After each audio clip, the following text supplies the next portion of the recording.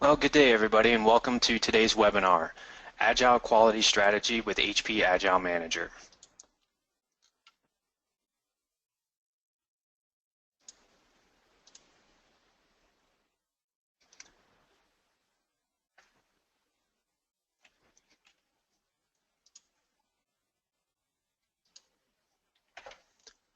You can go ahead and flip it to the next slide, please. This webinar is brought to you by HP, and I will actually be your host today. Just a little bit of background information on me. My name is Matt Anger. I'm a Senior Solution Architect for Results Positive, an award-winning HP Partner of the Year. I work closely with client organizations to recommend, design, and implement ALM solutions that often incorporate HP enterprise products like HP ALM, Agile Manager, and UFT. I've been featured in a few industry-leading publications, such as Software Test Professional magazine, for topics around SAP regression testing and leading user acceptance testing teams over $1 million. I was educated at Penn State University, Smeal College of Business, and I've been working with HP products since the late 90s. I'm an HP Expert 1 certified professional and also a certified Scrum Master. For more information about Results Positive, you can point your browser to www.resultspositive.com. We are a platinum partner of HP and often help clients with the integration of ALM with Agile Manager.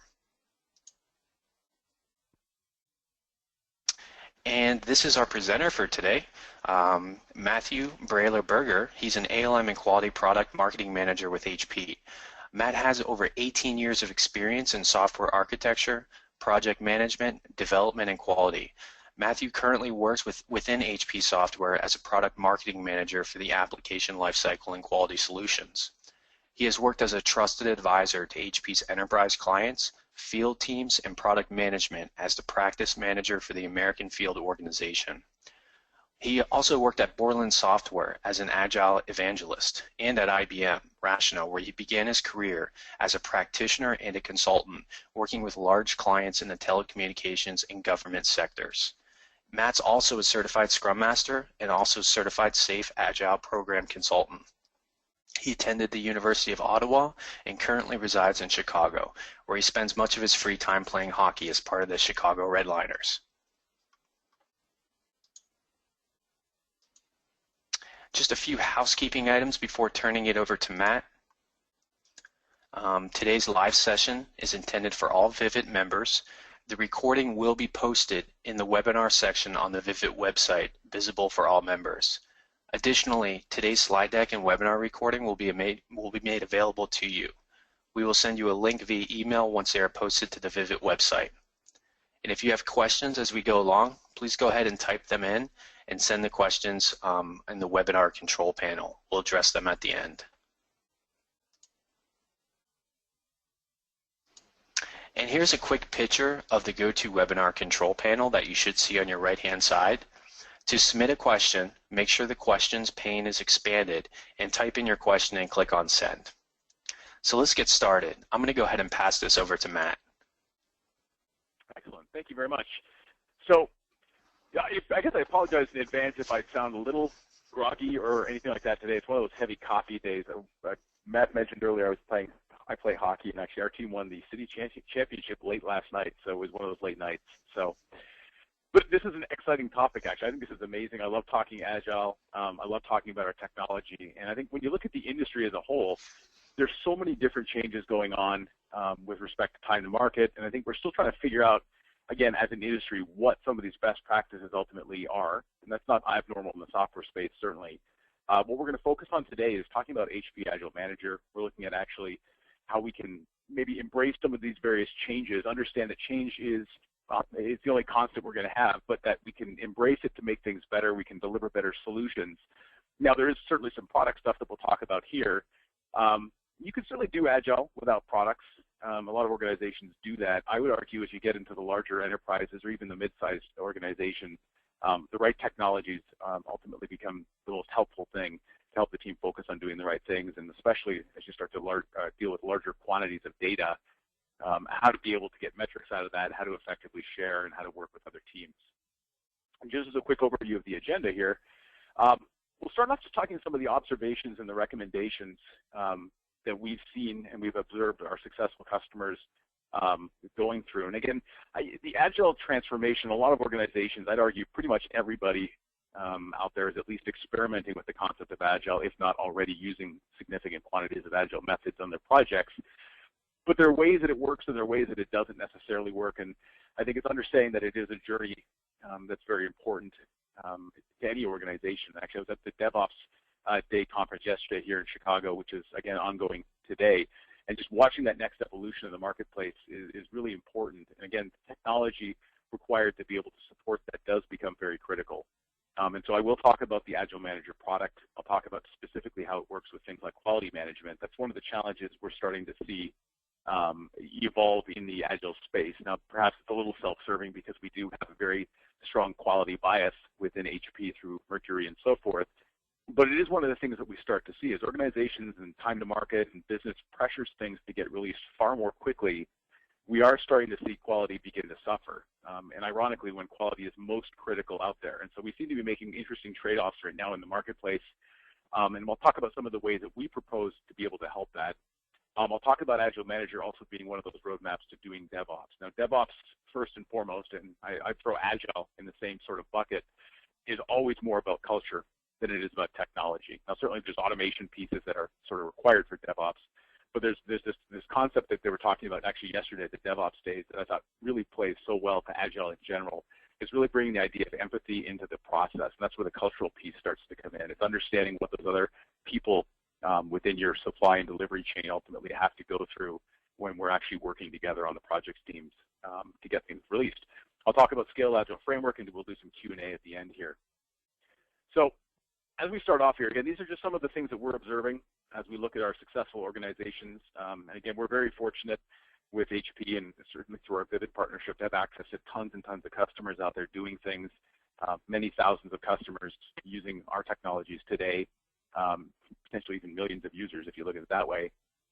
A lot of the data that we use, and this is always very interesting, so every year for the last number of years, Capgemini through Sogeti, working with HP, does this World Quality Report. When they survey thousands of IT respondents, in this case, this example I'm showing here is 1,221 respondents to this question, and just ask things about quality, ask things about Agile, ask things about development, and it's asking different sized organizations, it's asking executives, it's asking practitioners, and a lot of the stuff we'll talk about, this is where some of these recommendations or these observations primarily begin to come from, but we're seeing that observed firsthand when I'm actually meeting with customers and I'm working with folks, and certainly when I was doing a lot of consulting work in the past.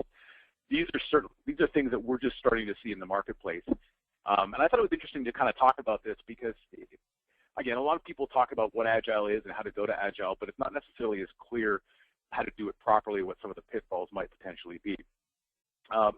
We have an infographic up here, and it's a bit large, we'll say. You can get more information on this if you go to hp.com/go/quality center. There's a link on there as well. We'll also post some of the stuff in any of the follow-up.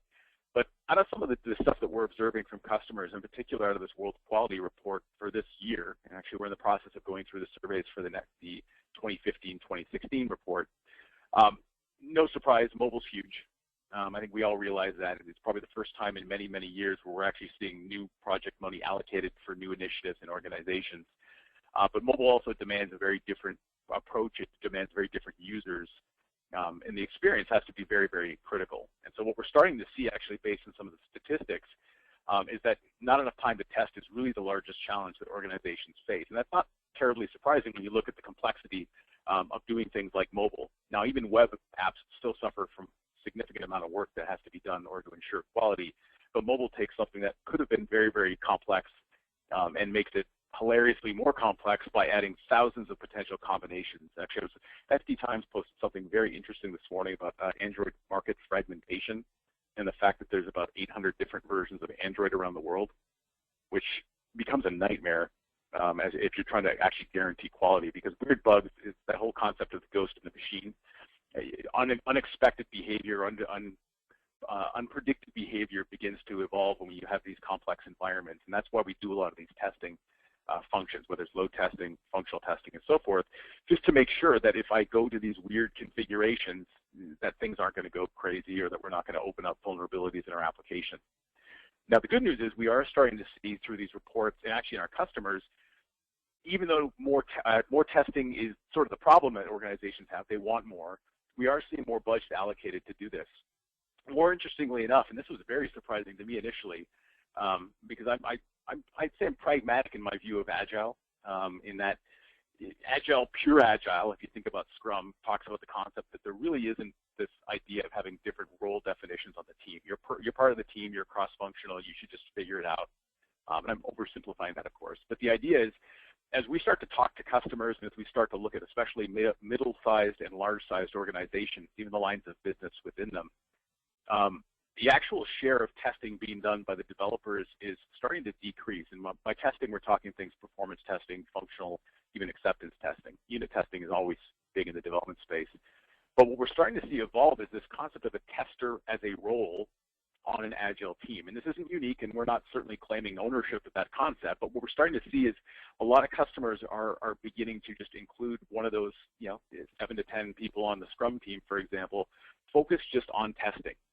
Maybe they're shared across the other team members, they're focusing on developing architecture, they're focusing on where we can automate. And automation is one of those things, as I'll talk in a second here, that we're seeing large organizations or even middle-sized organizations adopting in order to deal with velocity, especially in the Agile space. You kind of have to at a certain level. Specifically, if you look at some of the mobile stuff, there's no way anybody has the time to test these hundreds of potential core combinations of phones and operating systems and so forth to do that. So again, we're sort of a call out here. I think the tester still, as a role, gets maybe not the respect that they deserve, more lately than they used to, for sure. But especially in the Agile space, our data is beginning to show that testing is not only just critical, but so critical for teams that the role is becoming specialized. Now, we've been cautioning everybody when we talk to our customers, don't go through the process of ripping these testers out and putting them into a central organization. Maybe you can from the purposes of knowledge sharing, and Scaled Agile, I think, talks to that to some degree, but they need to be directly core on that actual team where they're serving that function. And so they may focus on testing, but they're part of that Scrum team. They're not an adjunct resource that we bring in every now and then. They need to be part of those daily discussions. They need to be a part of the architecture work. They need to be doing a whole bunch of other stuff to help everybody course correct. And I think that's in line with some of that empathy messaging that I was hearing through some of the DevOps folks yesterday at the DevOps days. So just some of the high-level observations again here. QA budgets do continue to rise. This is excellent news. Not surprising again, because our users, and I say this sort of tongue-in-cheek, I suppose, our users of our products are becoming far more,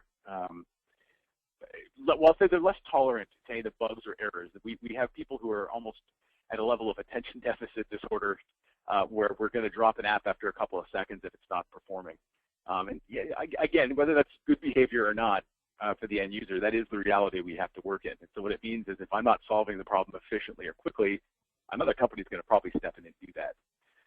We are seeing that all team members are sharing a responsibility in testing. And again, True Agile is going to push the concept of unit testing being critical, acceptance testing, regression testing, and so forth.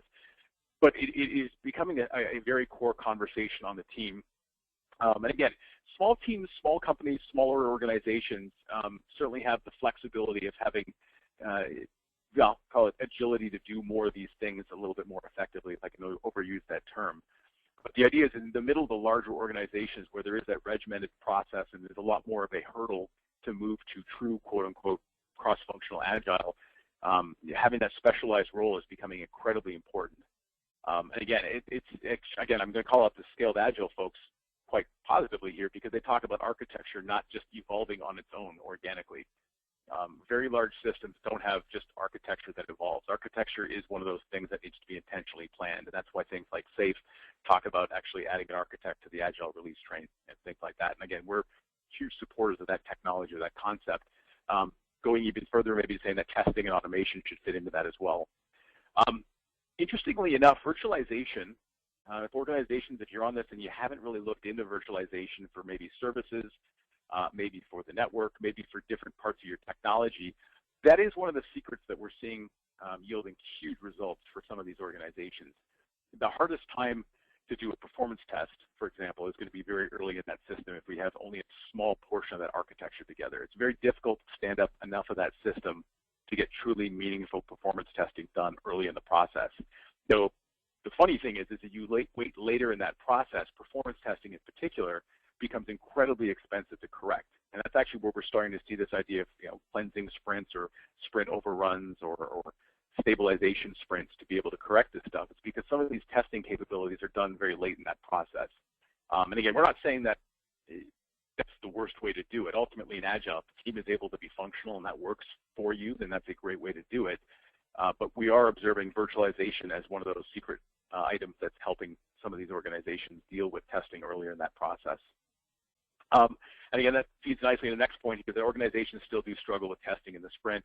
And of course, mid to large organizations, if you work at any large organization now, metrics don't disappear. And I always thought that was comical, maybe 10 years ago or so, when the enterprise started toying with the idea of going Agile, that some of the first projects would be pretty bold, at least in some of the organizations I was observing, and saying that, well, we're Agile, we don't do metrics. We have velocity charts, but our primary progress metric is executable code. Interesting concept, and I certainly don't disagree with that, but telling some vice president or some MBA person who's got a ton of experience, understands the business very well, that I'm just not going to give you those metrics that you're used to getting, doesn't often create the best conversations initially, and especially if your organization's beginning to go Agile and you don't have metrics, a lot of organizations stumble initially. And no metrics means that it really freaks people out. And I think that enough folks may have been through that at this point in their careers watching this to be able to at least see some of that. Again, the faster pace of delivery is going to demand that we get this right the first time. The cost of actual failure is huge. I mean, I've seen examples, and we all can probably cite examples of large retailers maybe coming down on Black Friday, or big organizations advertising during the Super Bowl, only to find out that when people start to hit their application, things break or things don't work as intended. And so quality is one of those things that is deliberately architected into the product. And again, that may be a quote-unquote no-duh to anybody who's actually doing Agile successfully today, but as you think about this in larger organizations where you do have regimented process and distinct roles and HR paths for people on the team and so forth, it's very, very difficult to get true cross-functionality right out of the gate. And so quality is one of those ways to actually embrace people who may not be able to code as effectively as everybody else on the team, but can still add a lot of value because they understand the business, they understand how to look at the end user's perspective and so forth. So some of the recommendations, again, these are things that we are observing from our customers. It may not be earth-shattering to everybody here, but certainly I think worth calling out. Don't turn your sprint into a mini waterfall. I mean, I suppose if you're completing the work within the sprint, that's okay. But again, the goal isn't to lay out your overall release strategy into just smaller iterative type chunks. In true Agile, of course, we want to be able to completely finish something within the context of a sprint as best as possible. And there's always asterisks around that, depending on how organizations have adapted to that, of course, because Agile is more about the philosophy of empowerment and giving end users the ability to do repeatable things. Shift left, though, is one of those other things that we're starting to see becoming very critical. This whole idea of DevOps, we want people to ultimately be some level of cross-functional on the team, but we also want people on the development team to be able to talk deployment. And again, large organizations like Netflix or Orbitz or Expedia or things like that, these organizations that have gone and embraced DevOps significantly will release 40, 50 times a day because there's an automation framework and there's a process and a culture that supports that. We have a piece of technology within our software offering called Quality Center and Application Lifecycle Management called ALI. HP loves acronyms, but the idea is Application Lifecycle Intelligence. It's a way to connect the development and build environment to user stories or to the test functionality itself. And this really helps us understand where to test. If I can understand what code has changed, what builds have been done, what's been introduced into the system, yeah, best testing practices, I should test everything consistently so that I can alleviate unexpected behavior. But in a pinch, code quality or looking at what's been actually delivered helps me at least pare down what I should test if I'm being compressed. We do need people to focus on automation and testing as a core architecture because automation just is one way to manage the content. There's so much stuff, and I hear this time and time again, especially on newer Agile teams. It's very difficult to manage the quantity of things that you get later into the life cycle. Your regression test suite will grow. Your unit testing suite, even if you're migrating it or connecting it together to your regression suite, gets big, and performance testing gets big, and then you add security testing to this, and it becomes very challenging for organizations to deal with the minutia of this. And again, there's all sorts of ifs, ands, or buts based on every organization. As they say, your mileage may vary, but these are some of the things that we're observing in our customers, including the idea of using a backlog management tool. Yeah, I've done Agile with just the no cards on the board. It works pretty well. Challenging, again, in organizations that are very metrics focused or may have people who are geographically distributed, because that's just the way the company is. Backlog management tools are great for that. Now, our ideal picture, I was talking about not trying to keep the testing, keeping everything within that same sprint. Our ideal picture is emerging within organizations that are successful, this concept of continuous testing. The more frequently you can test stuff, the earlier you can test stuff, and this has been true forever in software, the cheaper it's going to be ultimately to correct errors. This is the whole concept behind continuous integration in general. Is if I'm forcing the system to get broken many times a day, that course correction or the deviation required to get me back on track is smaller and smaller each time. I'm spending less time paying money to build something and then paying money to unbuild it and then build it again, if that delta is much smaller by doing this in a regular interval. Similar to the testing space, if we can actually expand the concept of continuous integration and actually bring in continuous testing, so I'm maybe running automated testing suites, maybe I'm even doing cucumber test or something at the end of my build process, I'm able to continually address this quality issue much earlier in that process. Throw performance testing, I would argue, in there as well. If performance is incredibly critical to applications. There are, oddly enough, some applications I've seen at some clients where performance is a nice to have, but it's not critical. Again, I'd argue in our current business climate and getting things out there as quickly as possible with as high as quality as possible, performance is pretty critical to everybody, but again, your mileage will vary.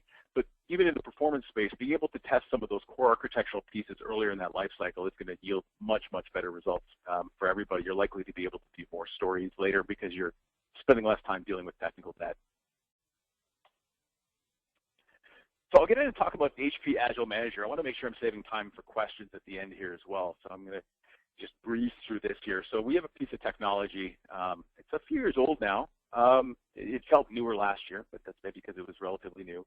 But very, very strong adoption, probably our fastest growing product within the portfolio right now, helping organizations do backlog management, helping organizations connect into the development and build environment. But our technology also has two core integrations that very few other products in the space, I argue really nobody, but that's never 100% true. We integrate very well with test management tools like Quality Center or Application Lifecycle Management from HP. We also integrate very well with our project and portfolio management tool. That's always, again, depending on the organization, a pretty critical piece if you're a larger company, but maybe not as critical, the project and portfolio management piece, if you're a smaller company. But the idea of being able to understand what was my resource availability, what's my cost? If I'm sharing people between projects, how is that resource utilized? And there's aspects of that I can do natively in Agile Manager, as you see here. But again, depending on the size of the organization, being able to connect that into the portfolio management system is very critical to keeping some of those metrics working inside your environment today, where they're desired, of course. So what is HP Agile Manager as a technology? It's a web-based tool. It could be deployed on-premise if you need it, but primarily it's hosted by HP in a SaaS environment. It really helps organizations understand and get visibility into what's going on in your Agile world. So there's backlog management. You'll see there's sprint management, release management.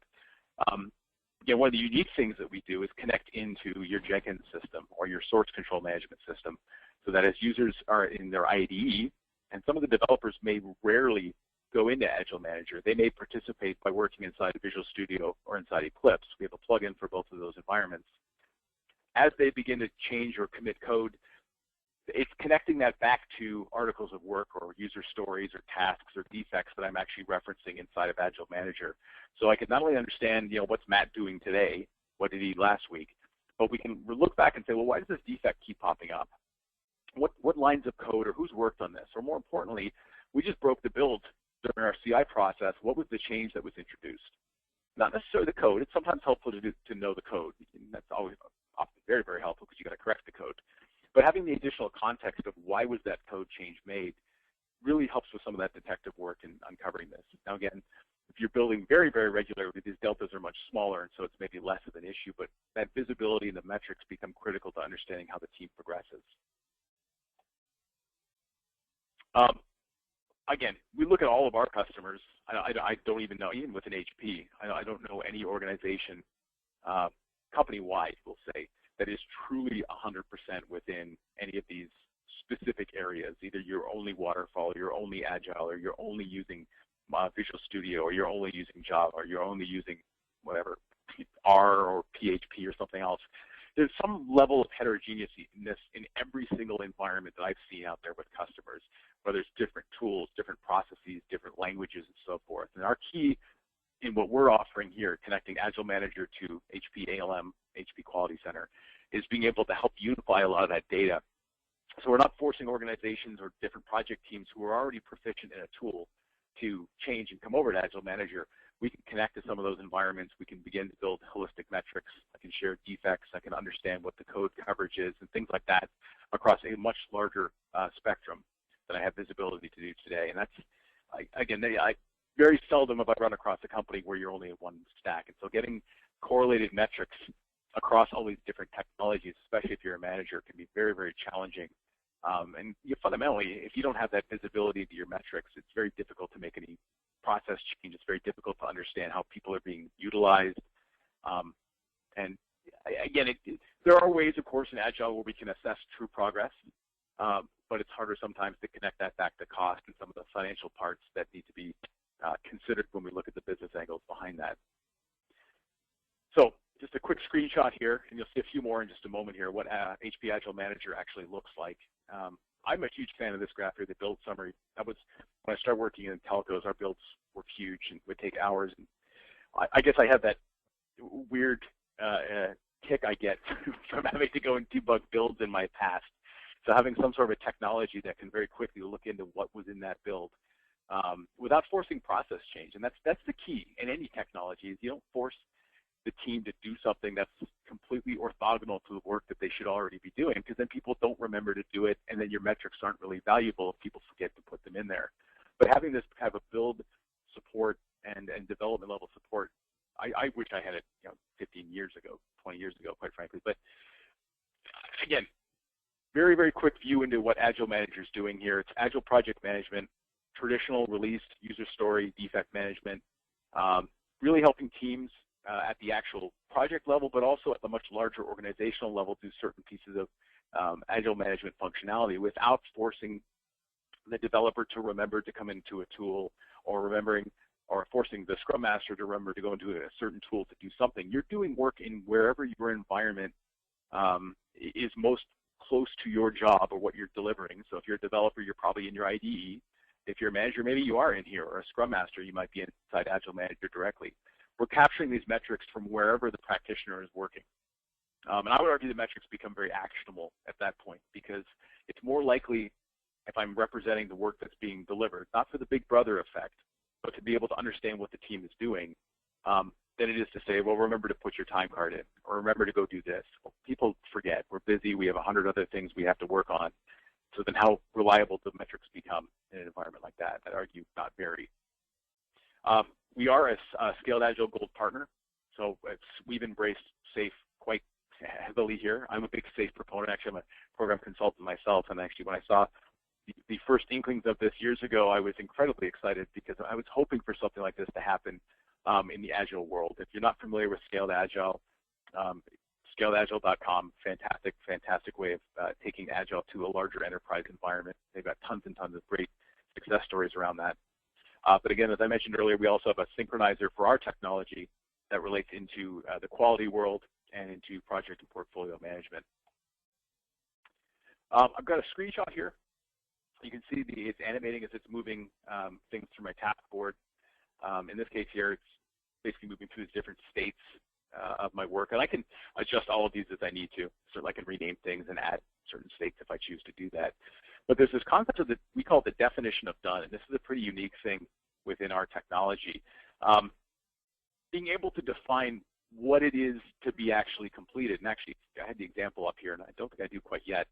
When I drag something on my task board into completed, part of that definition of done is going to be, the system will ask me, well, first of all, have you done X, Y, Z? Are these the ways that you validated? Is it part of your quality process? Are we looking at test case coverage, for example, to do that?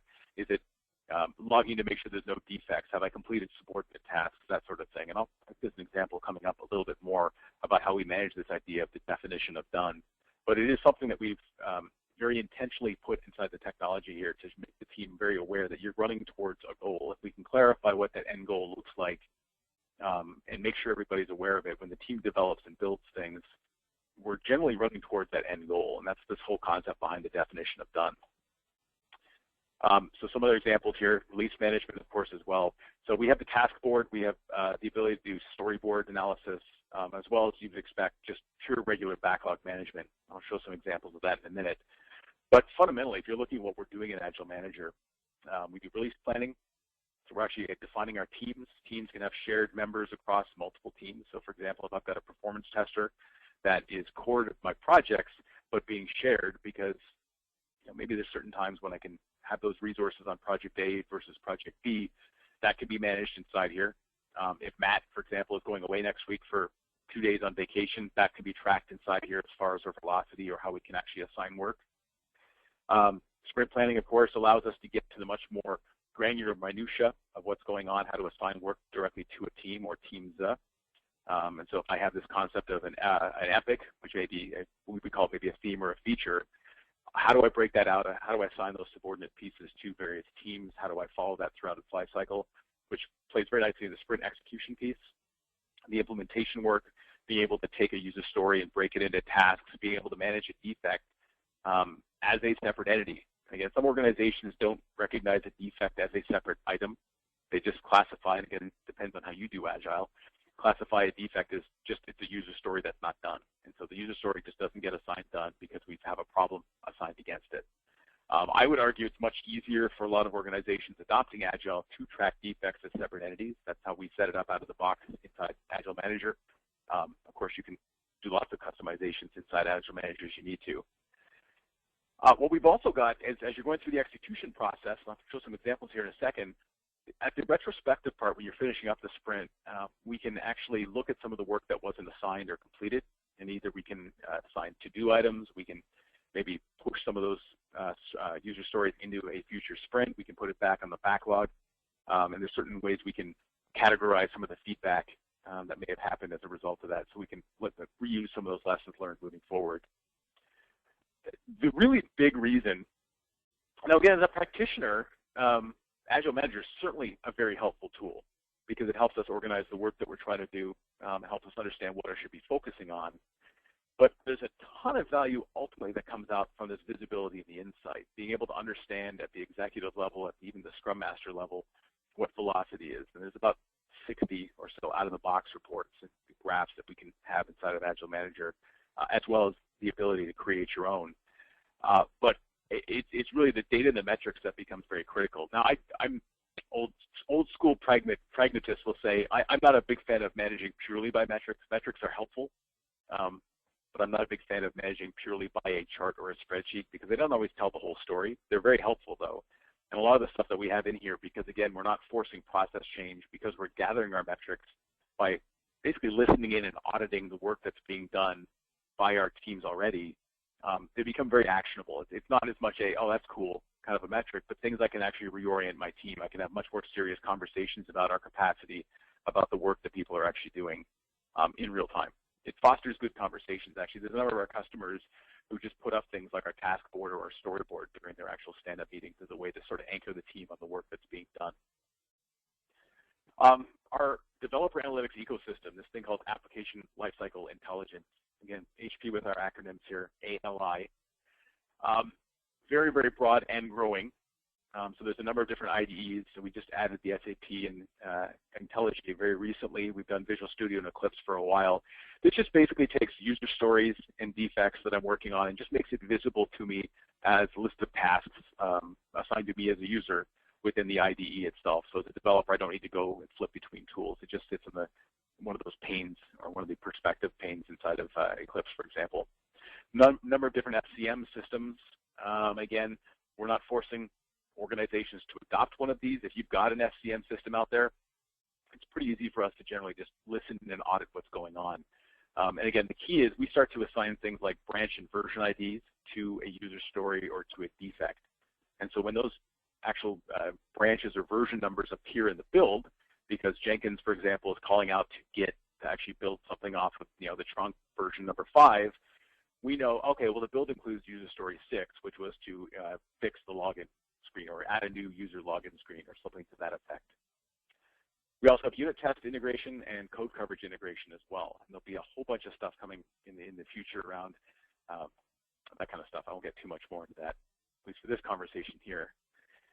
Now, the next level, of course, is so Agile Manager is our technology.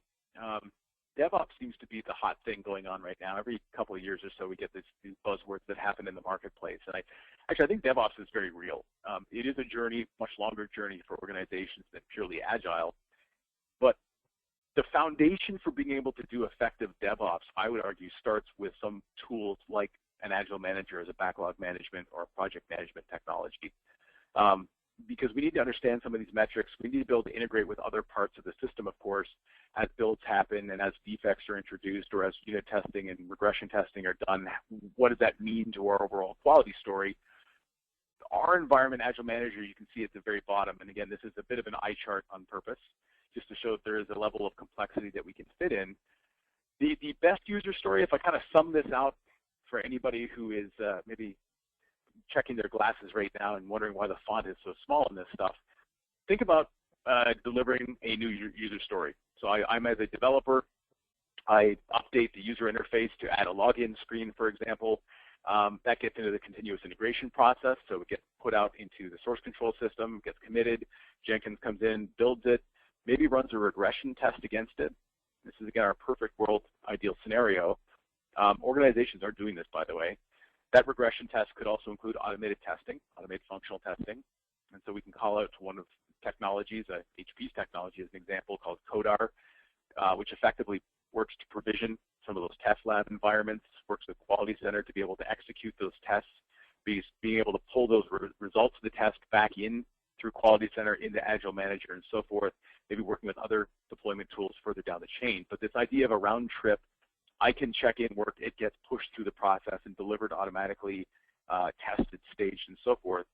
Very real, and that's where a lot of the technology and the automation starts to come in. But more fundamentally, it's got to start off with some ways for me to manage my tasks.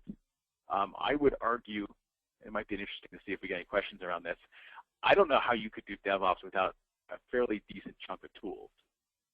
It doesn't necessarily have to be vendor tools. I mean, open source certainly works, but you might be able to do Agile without technology. Even geographically distributed Agile, I've seen work with webcams and people having cameras on boards and things like that. But it's very difficult in the DevOps world fundamentally because DevOps is about automating the deployment process to do it without tools. But we've got to start first and foremost with what are we actually delivering. And that's where Agile Manager begins that first part of that journey.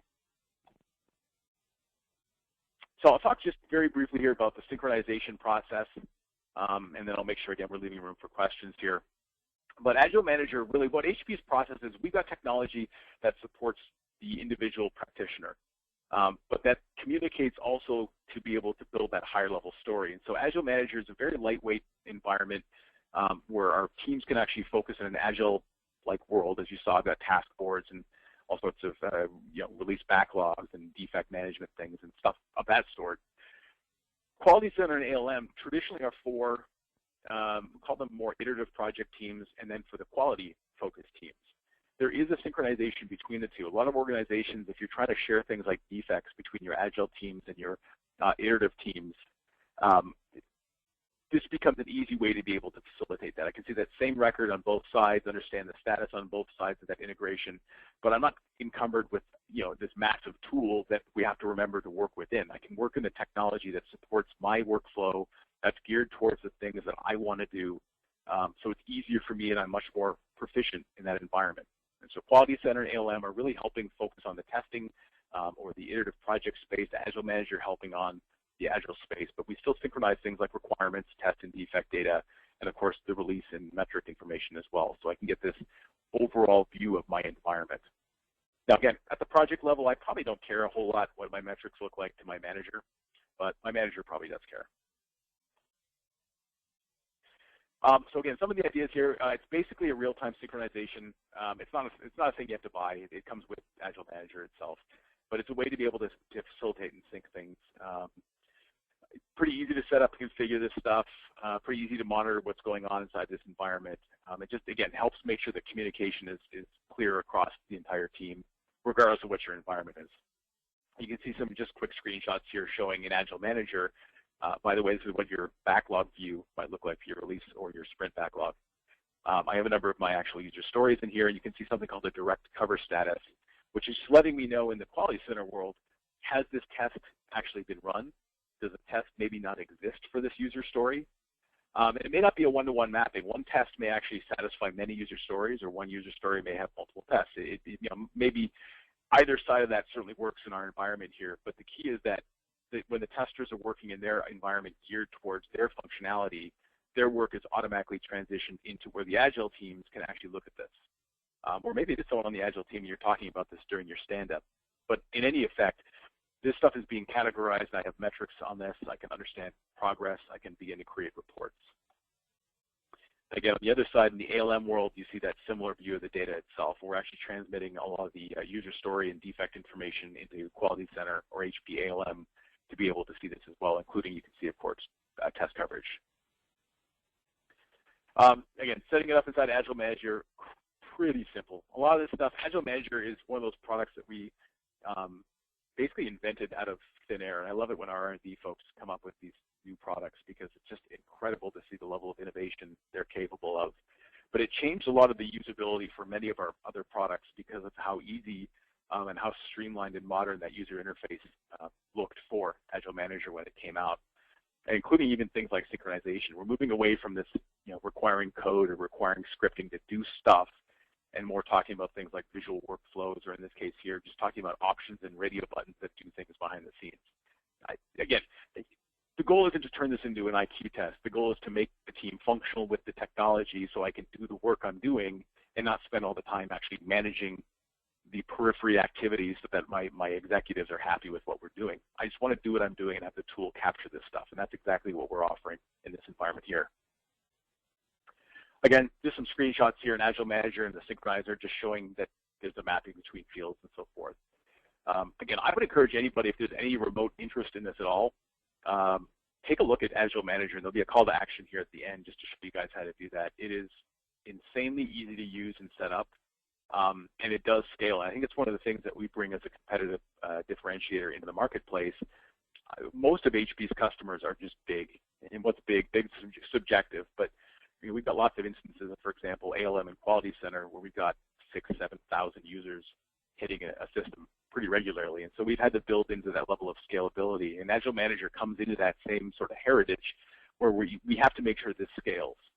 And so it's very easy for the team to use it, but as the organization begins to adopt it larger and begin to maybe add more pieces to the puzzle, we do have that enterprise scalability. So we're not going to run into some place where we become so successful with another technology that it grows and then things slow down and people become frustrated with the tool and it completely defeats the purpose of using it to begin with.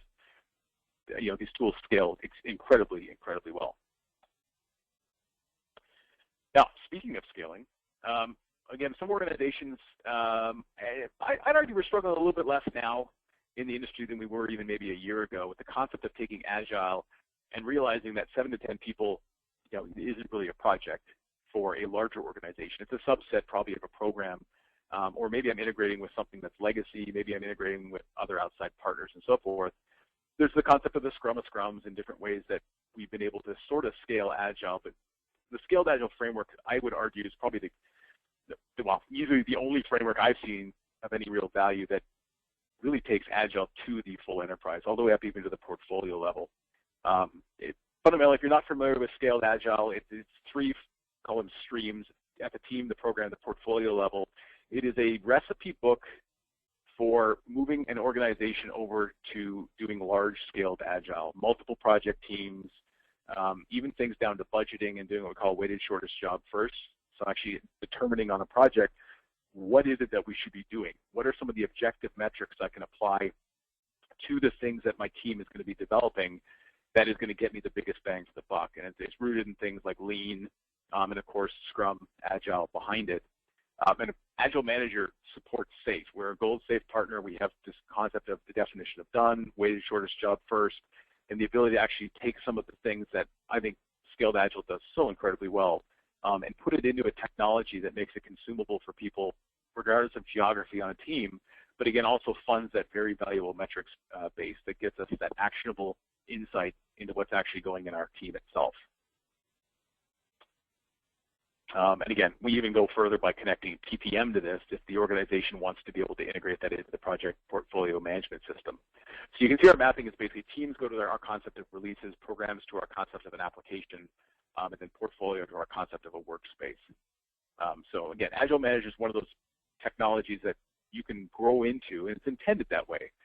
We don't have to go spend weeks and weeks and weeks configuring the ideal solution. Most of our organizations are productive in the first few days of getting it up. And it's intended that as we begin to adopt and craft and grow our process, we can adjust Agile Manager to do different things on the fly, including scaling as we begin to scale the organization up. That was always the challenge, I think, in a lot of organizations is as things become very successful in one group, how does that transition to the larger organization such that we don't lose the value that we initially intended? Again, you can see the examples here, a screenshot showing our weighted shortest job first, which is a very critical metric within Scaled Agile for determining what work should I do first.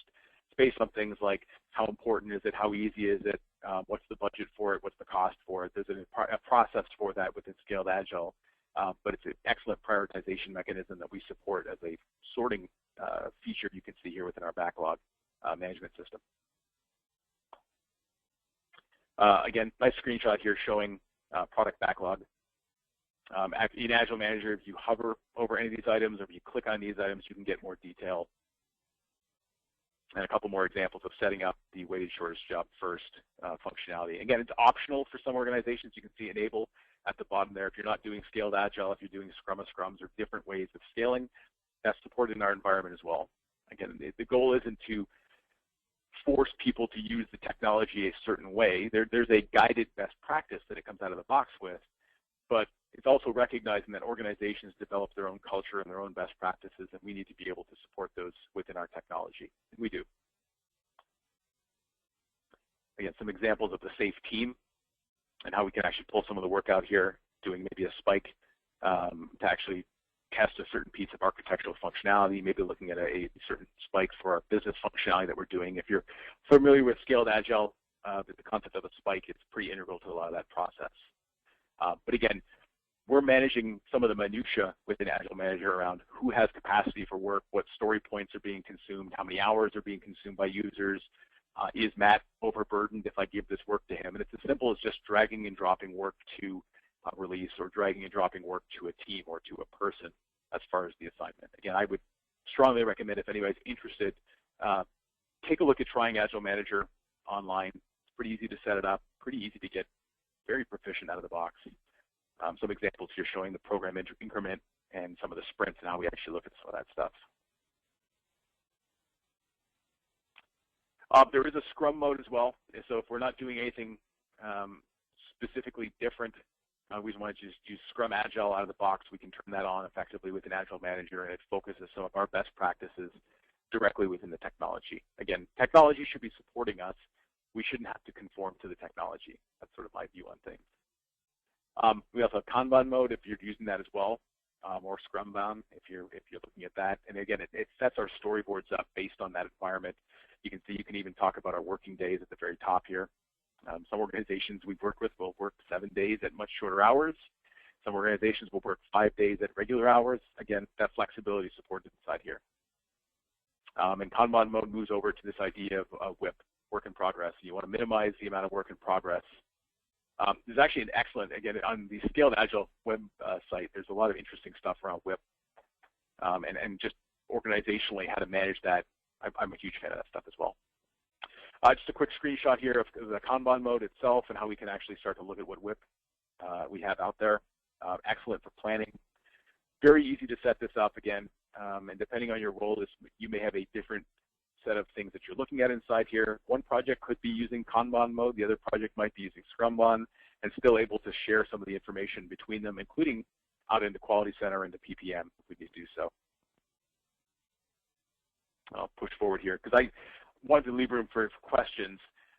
You know, my 2 cents, and that's certainly HP's perspective on things, and I've having done a lot of Agile projects myself in the past here, the sticky note thing is interesting, and it does work for some organizations, and I am in no way trying to demean that. It's just when you start to get to a larger enterprise or even a mid-sized company, you know, we had a joke at one of the companies I was working at, when the air conditioning came on and blew all the sticky notes off the wall, there's no more stories left, so we're done.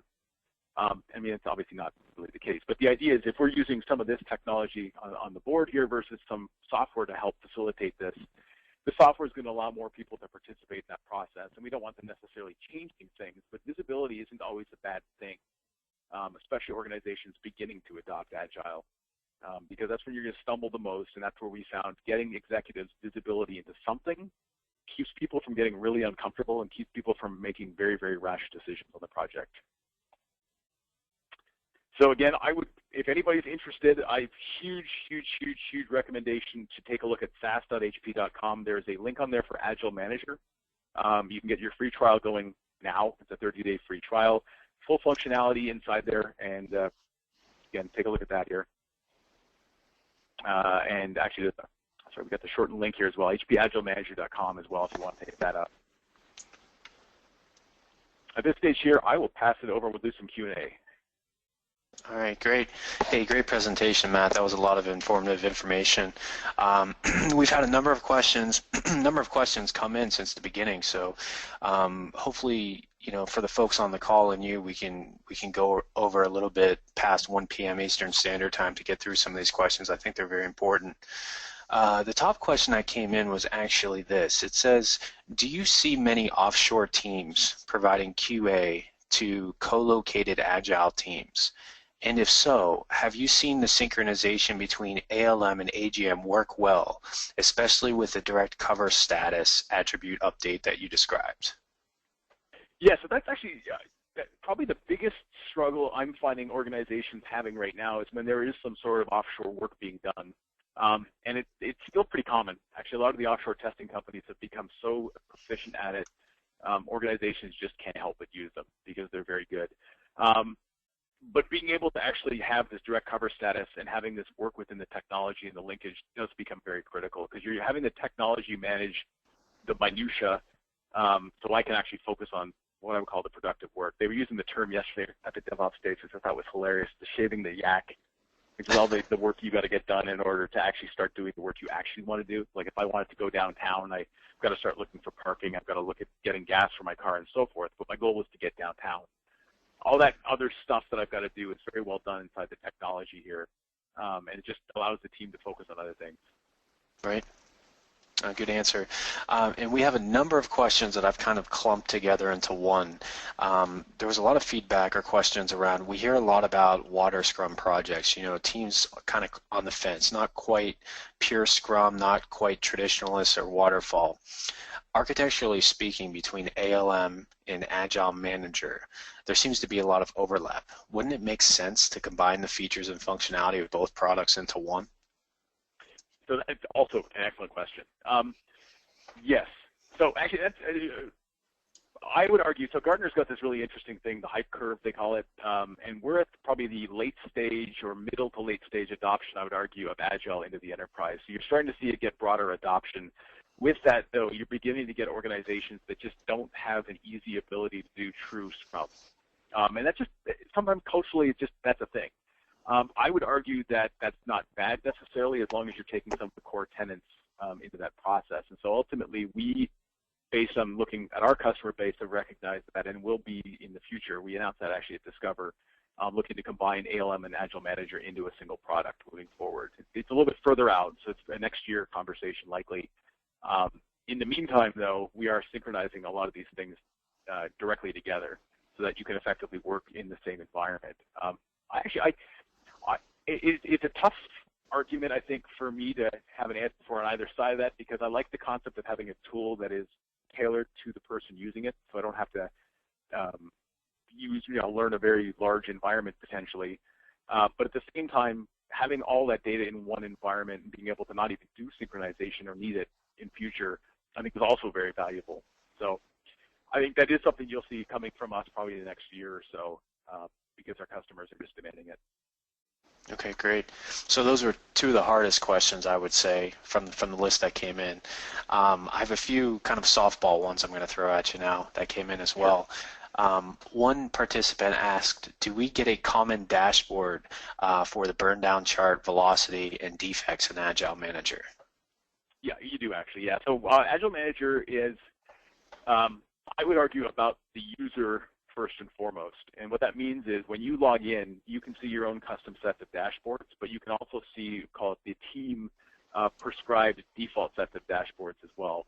So yeah, definitely, it's pretty easy to have something that's standard across the organization, but we want to allow the flexibility, likely, and you can, I guess, turn it off if you needed to have each individual practitioner build out their own reports as well if they want to. Okay, great.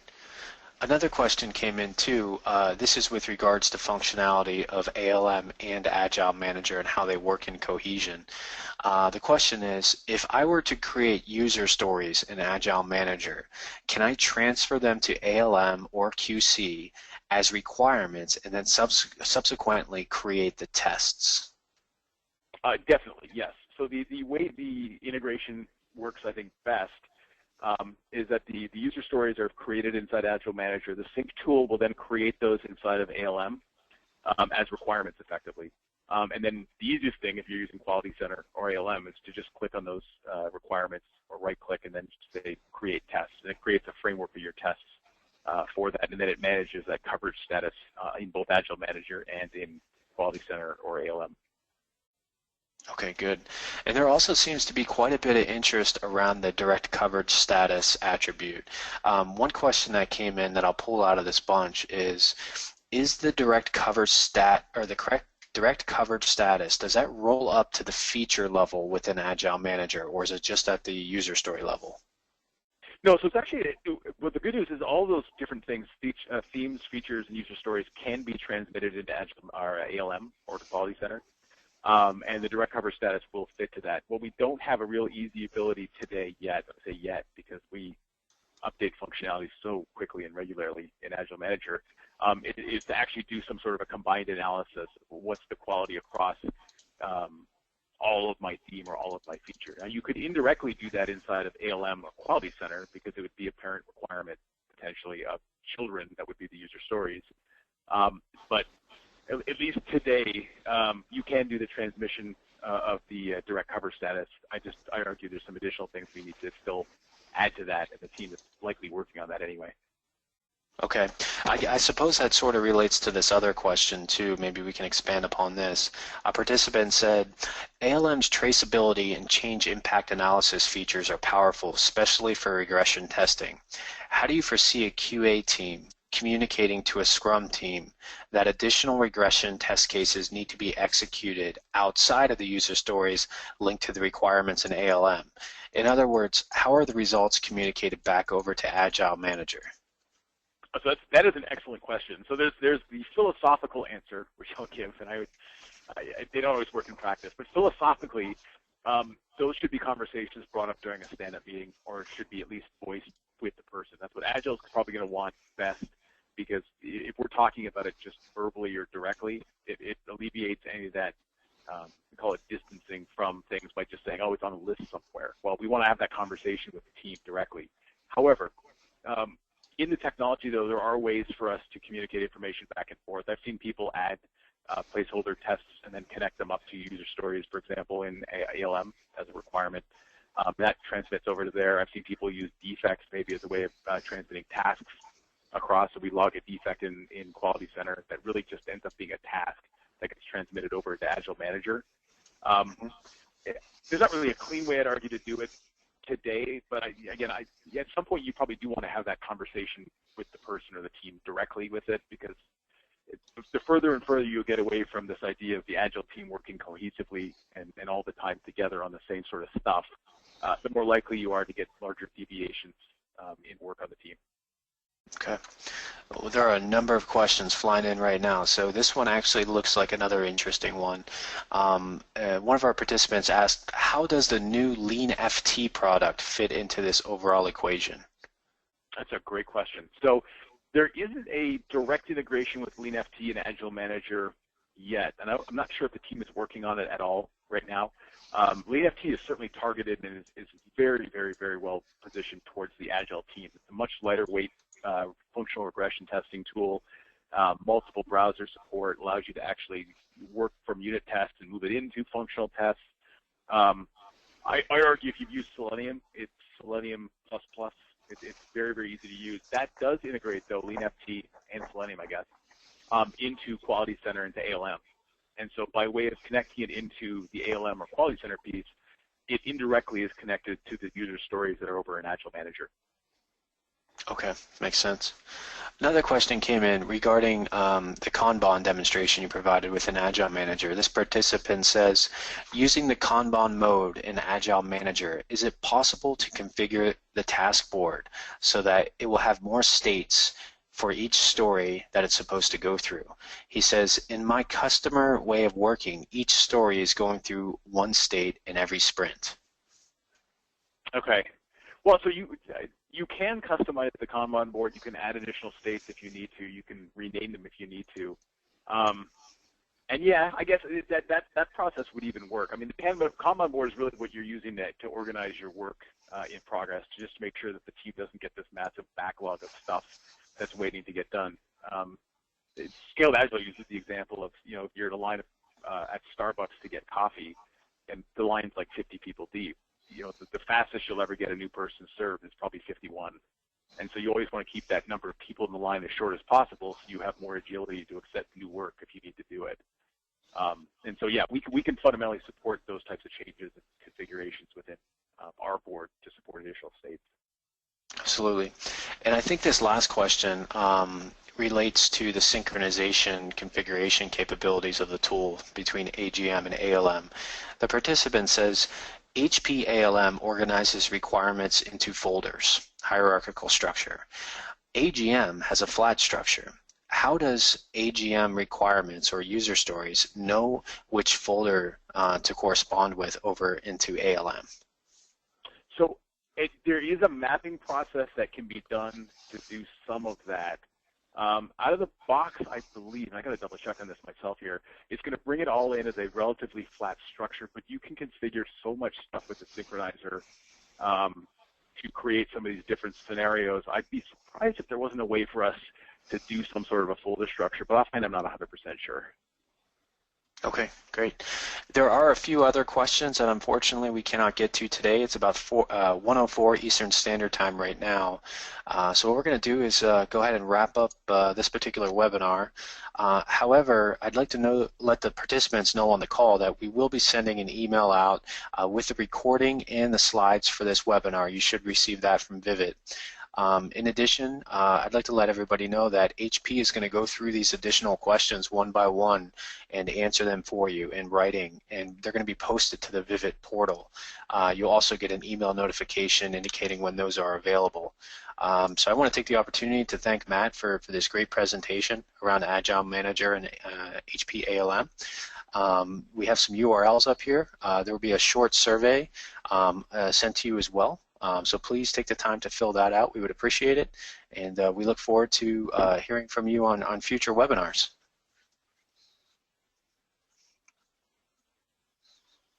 Thank you again.